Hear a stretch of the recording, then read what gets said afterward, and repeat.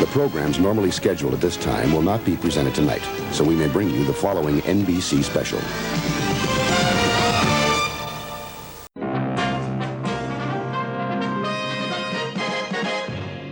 Attention, please. Eastern Airlines Flight 19, now ready for departure. Welcome aboard the Walt Disney World Express monorail. Now, ladies and gentlemen, we're entering the vacation kingdom of the world. There's enough land here to hold all the ideas and plans we could possibly imagine.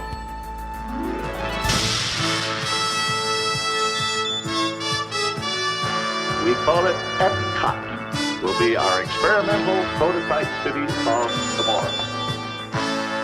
Welcome to another episode of the Retro Disney World Podcast, taking you back to the vacation kingdom of the world, the way it was, and the way it is in your memories. All right, welcome to a special edition of the Retro Disney World Podcast. We're here this evening to give you some information on some upcoming tours, a contest, other things that are going on, as well as a big announcement here at RetroWDW. So tonight, sitting with me as always, Mr. JT Cougar. How you doing tonight, JT? Doing good. Right into the Halloween season here. It's a little frost on the windshield, but we're doing good in Ohio. Nice. Mr. Hal Bowers in Tampa, no such thing as frost. No, although it is a balmy 75 or 76 degrees right now, so it's quite lovely. Keep it warm for us in a few weeks. Now, if you do get frost, do you have one of those scrapers in your car just in case? No. We just breathe on it. What's a scraper? Right. What's a scraper? Having grown up in the north, I know what you're talking about it, but our neighbors probably would have no idea. Gotcha. All right. Yeah. And by the way, you sound fabulous tonight, Todd. Much improved over the previous. I have disabled through software the microphone that caused much problem and consternation in the last episode, and I apologize for that. That was terrible, but it will not happen again. So, and coming in loud and clear, hopefully, as long as he has the correct microphone settings, is Mr. Brian P. Miles. Greetings and salutations from the Commonwealth of Pennsylvania, or I'll offer you the international greeting, Ba Weep Grana Weep Ninny Bum, from Transformers the movie. Wow. Wow, to memorize that. I think they taught the Junkticons that. Ba Weep Grana Weep Ninny Bum. Well, we have a couple things to go over on this quick special Retro WDW episode. First and foremost, you've heard us talk all about it a lot, but it is coming up quick, and we just wanted to give another shout out about our Lake and Lagoon tour, which is coming up November 17th. We'll be setting sail from the Contemporary Boat Dock, taking people on a tour around Bay Lake and Seven Seas Lagoon. There's only a handful of tickets left, too. You got to get in fast. Less than a month. This is like the Advent season for our Lake and Lagoon tour. That's right. We have our wreath set up. Each week we light a different candle. Exactly. We're almost done. Purple's coming. For those of you who don't know what the Lake and Lagoon tour is, we are renting some Animal Kingdom Discovery River Cruise boats from Disney, and they're sending a captain over. We're going to take up to 60 people on a round trip around Bay Lake and Seven Seas Lagoon, pointing out all sorts of the different things that were there, historical areas, and it's a great 1-hour tour, and there's a special gift involved as well. And we have 3 sailings, 11:15, the 12:30. I hate to say, but it is sold out. We have a little bit of availability on the 1:45, but that is it. There's only a handful of tickets left, so if you haven't gotten yours yet, we are not going to run a 4th boat. This is locked in, so definitely head to RetroWDW.com. In the upper right-hand side, you'll see the Discovery Edition Lake and Lagoon Tour icon. Just click that, and you'll be taken to the page and information to buy tickets. And the gift, we're going to talk a little bit about it, but boy, guys, it's something... We know it's in production right now. It's going to be on time. There's going to be no crazy rushes to get it there, but it is something special, and I cannot wait for everybody to see it. And I want to hype one thing before we talk about the gift anymore. This could be your last chance to see the bones of River Country before they start doing... And we get a really, really good... Like, from these boats, you can peer... right over into River Country and see the remains of it. So bring your telephoto lenses. As we pointed out, these boats get closer than you are allowed to in a water sprite. So Well, that, and then too, if you're on a ferry and you're thinking, oh, I'll just catch it on my ferry boat ride, like that boat keeps moving. You guys, I'm assuming the river boat's going to stop, hover a minute. We're actually going to drop anchor and hand out life jackets and let people hop in. And we're handing out nose plugs too. We don't want any waterborne amoebas getting in the nose. But when we did our tour, some people got some really nice shots with the telephoto lens back in there and said, this is a really good chance to do that. I can't stress that enough, because we know it's like 2022 or something, but who knows when they may start knocking stuff down. So we may even see some activity when we get over there, and we may be gone by then. That's right. Well, and we will keep an eye out for the sentinel chickens that were over there too. Maybe we can spot them too. So, but that's a great point, Hal. Yeah. So going back to the gift, I don't want to give anything else more away, but we've been hard at work on it for months, and everybody on the tour will receive a special limited edition, and it's going to be a fabulous gift. So that's all included in your ticket price. And again, head to RetroWDW.com and just click on that icon for the tour to get your tickets.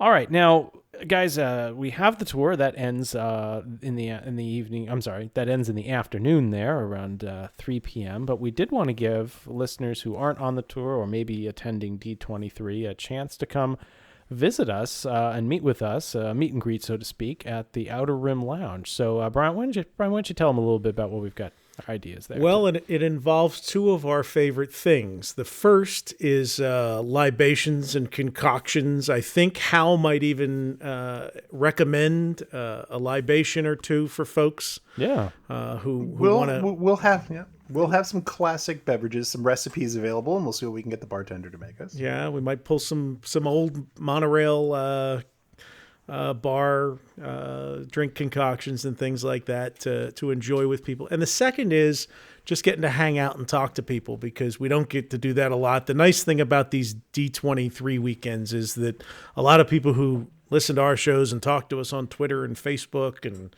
the internet all come to town. And so it's cool because our vacations often don't intersect, but we all kind of make pilgrimages there kind of once a year. And it's nice to catch up with people and be able to talk one-on-one or 10-on-1, as the case may be. That's right. So is that open tour or not? Anybody can come, right? Well, we don't own the bar, so... Yeah, so there you go. You can just, if you miss the tour, if you want to just hang out, that's your opportunity. We wanted to be around when D23 let out for folks that are not partaking of the tour. It doesn't work into their schedule, who might just want to pop up and say hi or grab a drink or get something to eat over at the Contempo Cafe there. I think it's still called that, right? The quick service. And you can just walk across the concourse there with your flatbread pizza or your blackened grouper sandwich or whatever it is they're selling these days, and order up a drink from the barkeep. Maybe we can take a walk over to the Mary Blair mural and check out some choice sections of that. Absolutely. Maybe we'll bring along some concept art so we can show you when they were going to turn that into a giant waterfall. Yeah, and the corrugated wall. Yeah, corrugated wall. Absolutely. And guys, there is nothing like having a drink in your hand and staring out on the lake and looking over at Roy's cabin.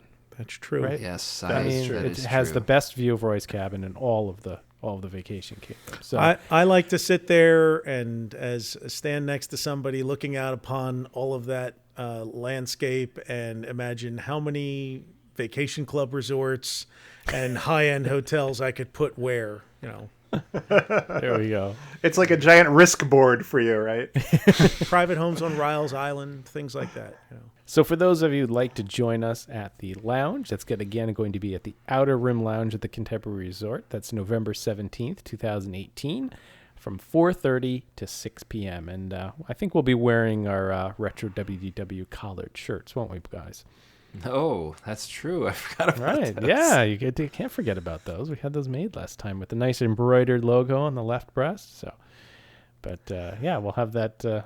I'll be wearing a carnation, just so you can recognize me. Yeah, there we go. And your closed-toed shoes, right? Well, the excitement doesn't end there. The next day, we've got yet another free event for other people to attend if you're interested. So, last year, guys, we had a crazy day for Epcot 35 where we attended some of the events, and then we did a very successful walking tour, and then did the progressive dinner that evening.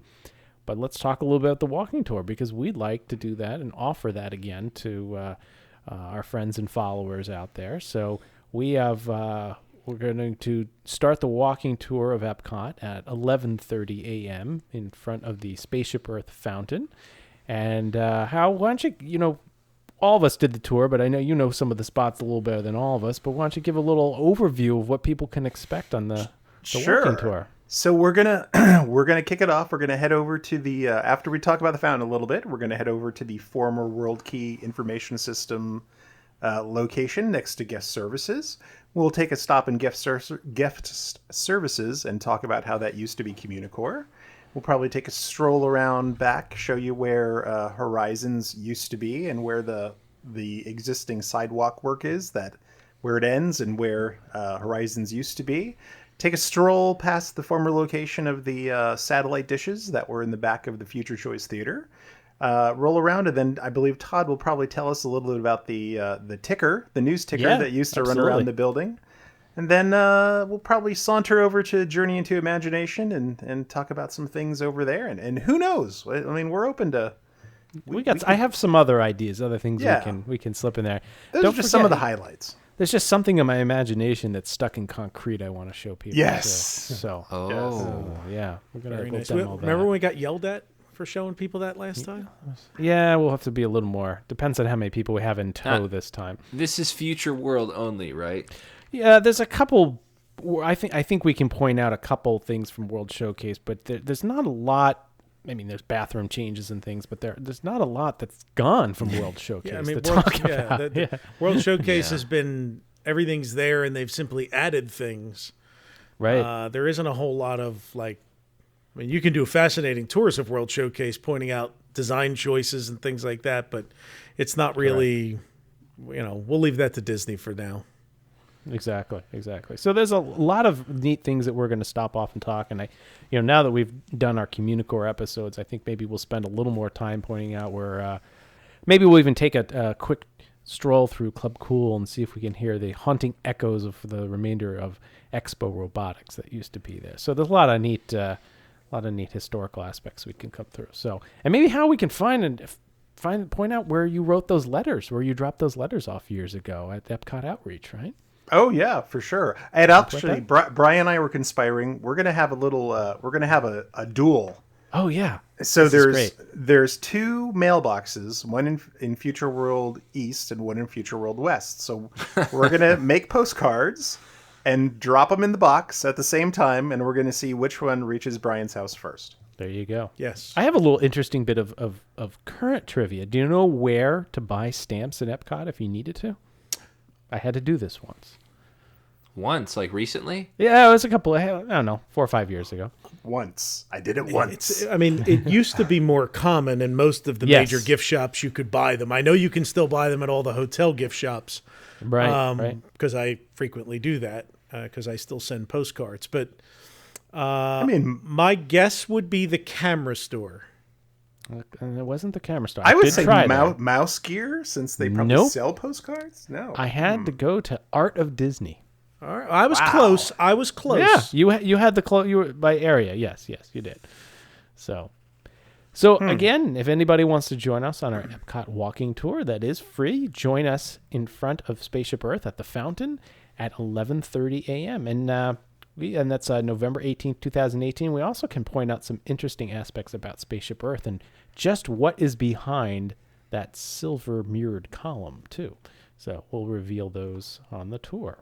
Another bit of news coming up. I want everybody to start paying attention to Twitter and Facebook in around November 18th as well, 17th and 18th.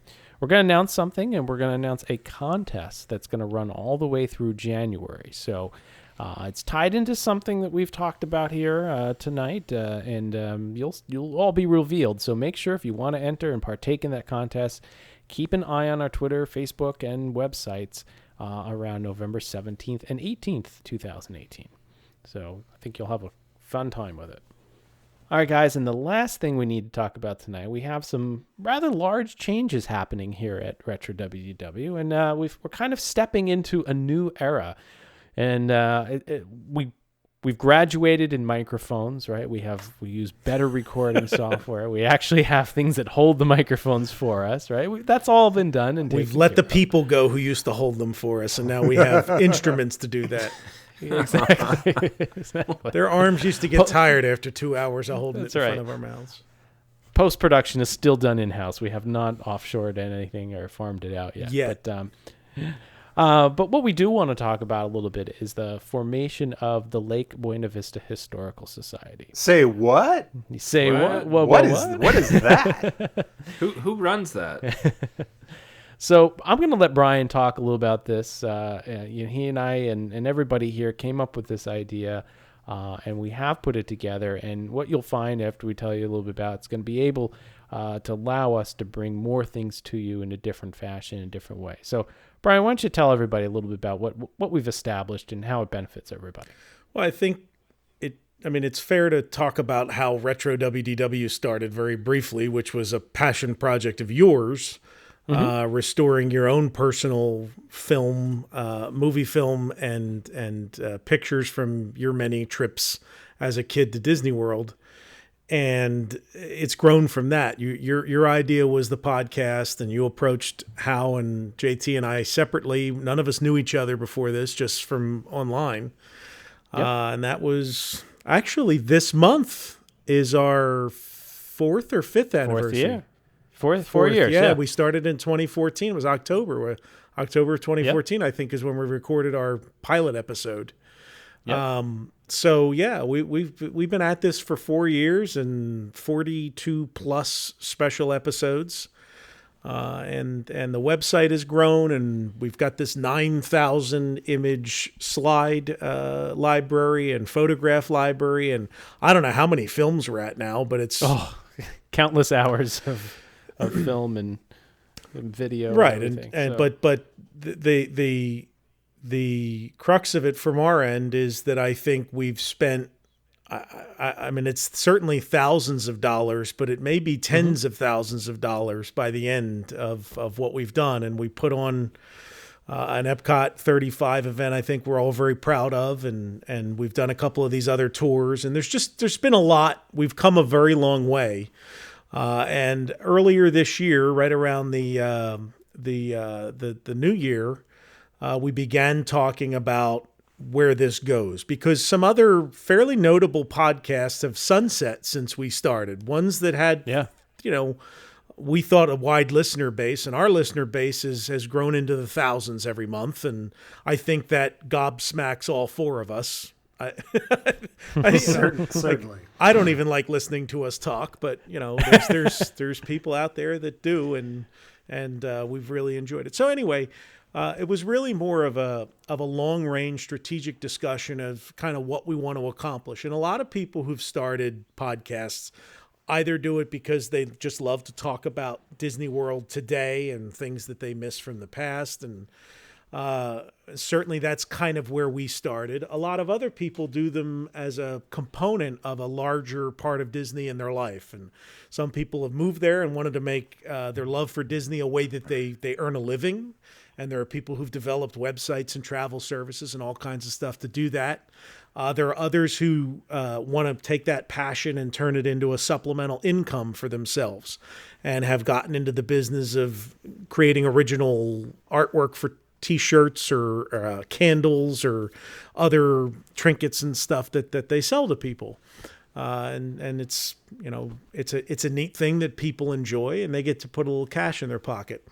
But as we discussed it, I think what we all kind of agreed on is that's not what. None of those things are what we kind of are into this for. That we've over the time we've I think it comes through in our podcast that we take this seriously, and we want to get accurate information, and we've tried to chronicle histories of things sometimes that either aren't succinct in one place or haven't been chronicled at all, and talking to people and try and bring all of this information to people in a fun format. And then there's this other piece that we do with the films and the videos and everything. and trying to restore that stuff. Anyway, it's expensive, is the first thing. And our support, some of it's come out of pocket, and a lot of it's come from donations that people have made, either from T-shirt sales or just from straight donations. We have a handful of people who just make a donation to us every month to support our efforts. Right. And another thing is we want this to live beyond us too, right? This is living. Well, that's what I was history. getting to. Yeah. So we've started to amass this a digital database, but there's also a growing collection of physical things that all four of us have. And one of a different community that I follow is classic Apple computers, an Apple II computing community. And there's a whole discussion going on there amongst some of the higher-minded people about what to do with your collections when you die, and leaving instructions if you get hit by a bus tomorrow as to what you have, what it is, what it's worth, and what they should do with it, what your family or your next of kin should do with it. Not to get morbid or anything in this discussion, but we kind of, we kind of talked about the same stuff where we're concerned, because we are starting to amass things, and we want to make sure that it carries on. So my area of study in college was history, and I've been active in our local historical societies here for a long time. And it's an interest we all have. So we started to discuss kind of changing what RetroWDW is. And long term, we're an organization that's primarily the study of the history of the theme parks that now reside in the land that Walt Disney bought in 1964 or 5, etc. And so over the course of about a year of discussion, we settled on forming a nonprofit, a federally registered 501c3 nonprofit historical society that is tax exempt and focused primarily and engaged in the history and study and discussion and preservation of history about the Walt Disney World property, the city of Bay Lake and Lake Buena Vista, which are the two municipalities that Disney created with the Florida legislature. So that's what we have done. We've spent a good portion of the summer and early fall finishing up all of the legal processes, but the Lake Buena Vista Historical Society exists. The RetroWDW podcast will become the podcast of the Lake Buena Vista Historical Society. It's going to be bigger than just the four of us. There's going to be opportunities for other people and Florida locals and people from around the country to be involved in it and contribute their time and their energy to the stuff that we're doing. The RetroWDW website, all those slides, all those films are the beginning of the digital archive of the Lake Buena Vista Historical Society. And the Lake and Lagoon Tour is the first event. That's right. Being chartered by the Lake Buena Vista Historical Society. So I've talked enough about it. Yeah. Todd, you jump in here. Absolutely. So it's a really exciting time because, as Brian pointed out, it's making this bigger than we've been in the past, but in a way that preserves the history and gets everybody involved. And you're going to see some minor changes. The production value and everything that we do every month with the website and everything that we do here on the podcast is going to remain the same. No changes there, but you might see some other little changes, such as different graphics or different annotations in some of our emails or something like that. And we'll be wearing suits and ties when we do our podcast, right. And top hats. But I also want everybody to know that forming this gives us an opportunity to do more and also have an outreach to different venues and different guests and things that we may not normally have as just, four guys doing a podcast, right? So there are opportunities for not only events that may benefit a society, but as Brian pointed out, having other people come in or having yourself come in and volunteer and do things for the town, for the society, and for the benefit of others and benefit of good for others. So we're looking forward to all that coming together. One of the benefits that you can reap right away is actually if you purchased a Lake and Lagoon ticket, if you did an additional donation to RetroWDW, that is tax deductible this year, and we can provide Whoa. so we can provide you information if you did an additional beyond your ticket price. And anything that you donate through our website from now on is 100% tax deductible. Our EIN number is on there, and you can put that information in there. So it does benefit you in a way that if you can't volunteer your time or volunteer donating items or something like that, any monies that you provide in that sense are tax deductible. It will help your federal bottom dollar line, right? But we will have some new gifts up on the site, as well. Just like when PBS does their telethons and things, if you donate to us, we do send you gifts. We've got some pins and other things listed on there, and we'll be expanding that out in the new year. And pretty soon you'll see some exciting new items on there as well that will get you. So first, one of the things I want to say too is thank you to everybody who has supported us, whether it's an email or monetarily or buying a T-shirt. We could have never done it without your assistance. And as Brian pointed out, we put a lot of, tears, love, sweat, and money into this to bring what you guys hear every month and what you see every day on the website. So thank you very much to everybody out there for listening and contributing.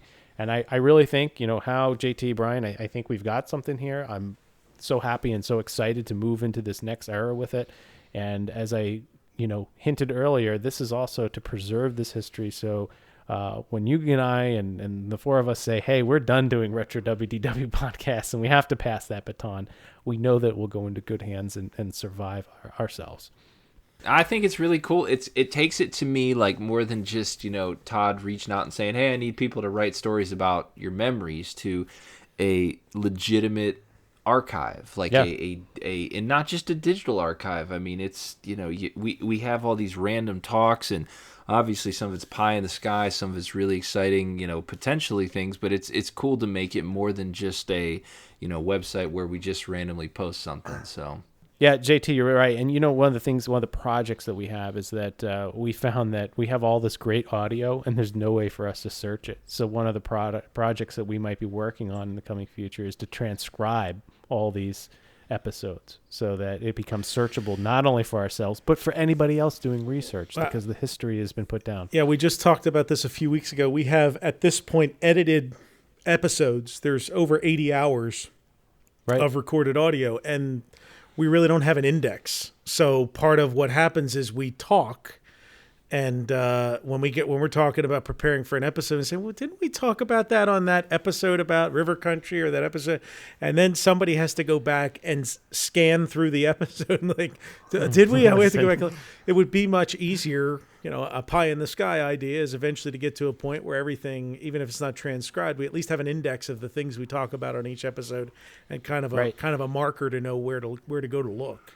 Which didn't seem like a problem the first couple of years when we started, and now that we forget stuff we talked about 3 and 4 years ago or need a refresher, that comes up. And then one of the other things, pie in the sky, down the road, the natural evolution of this is to grow it beyond ourselves, and in addition to the things that we do on digitally, is doing more stuff in person. Not just in Florida, but around the country, which is what our hope is eventually, and eventually to have a physical space to put all this stuff. Todd has the space all picked out. I have my He's dream. just waiting for that preview center for the Amateur Athletic Union's lease to run out, right? That's right. What is it, 2022? Something like that, 2026. Yeah, so we might have a giant thermometer. It's very, very tall. And see what we can do but that would be the ultimate goal, would be to fill that up with all of the archives and information we have. But at the very least, it would be nice to have a Florida-based storage facility to start. I was just going to say maybe to put this a conditioned storage space at the you store it, you bring it, we store it. You'll see us on Storage Wars. Dave Hester bidding on our locker.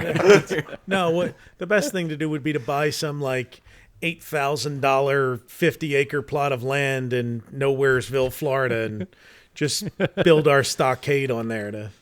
That's right. We'll buy one of those old Fort Wilderness cabins that are at the trailer home down the street. There's the way to go. There we go. Yeah, or you could call the general and get one of those nice metal buildings put up someplace. Yeah, there you go. Steel building. That's right.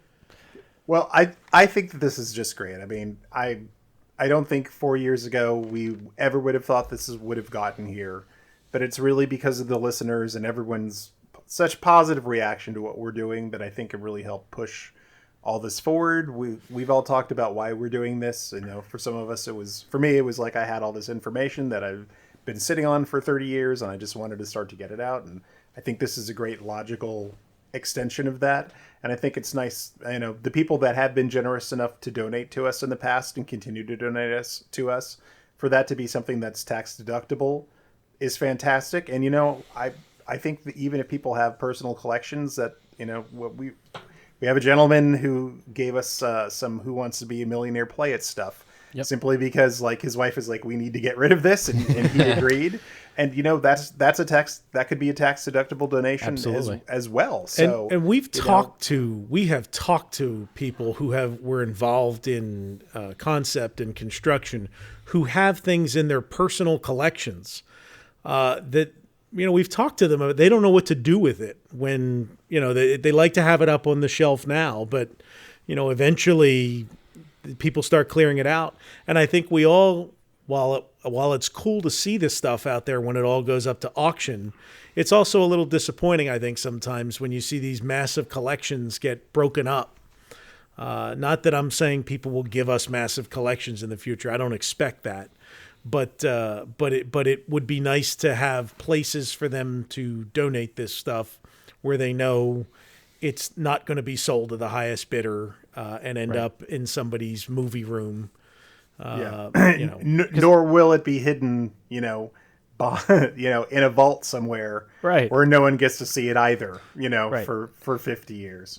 Sharing and preservation are the two things that I think come out of all this. I love, you know, that what's that statistic came out a few years ago? Something like 500 to 600 World War II vets die a day, and like their stories die with them. It's like the preservation of stories, the preservation of items, and just, you know, keeping it out there, keep the history alive. Because like I feel like I'm this perfect example of like I'm right in that era of like not knowing enough, but I learned from you guys, and then, you know, kind of keeping it going. When I go, I sit there and I tell my wife things. I'll probably tell my kids things that I've learned from you guys, and it just kind of keeps the story rolling. Right.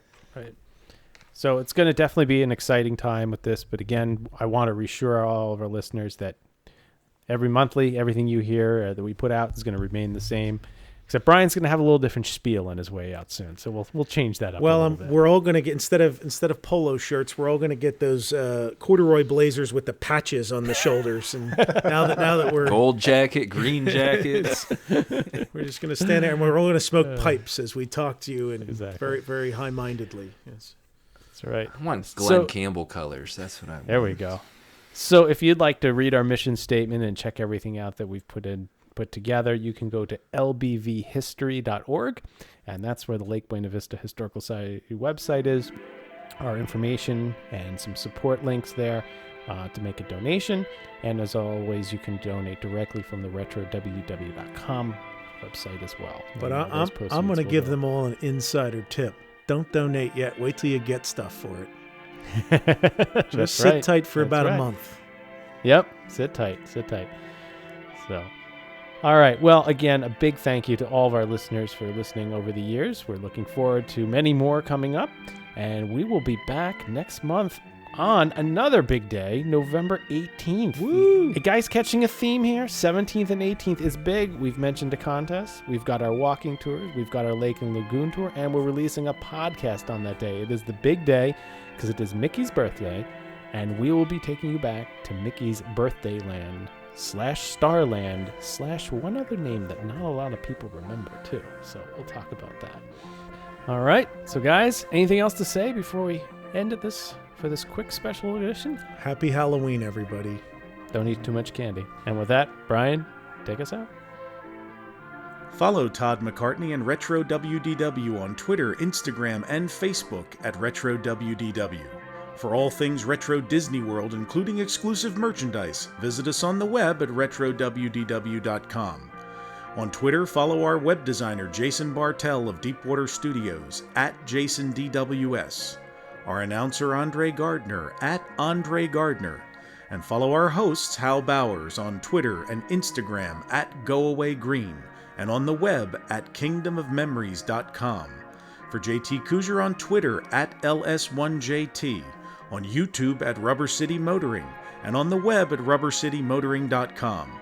And you can find me on Twitter, Facebook, and Instagram at Brian P. Miles.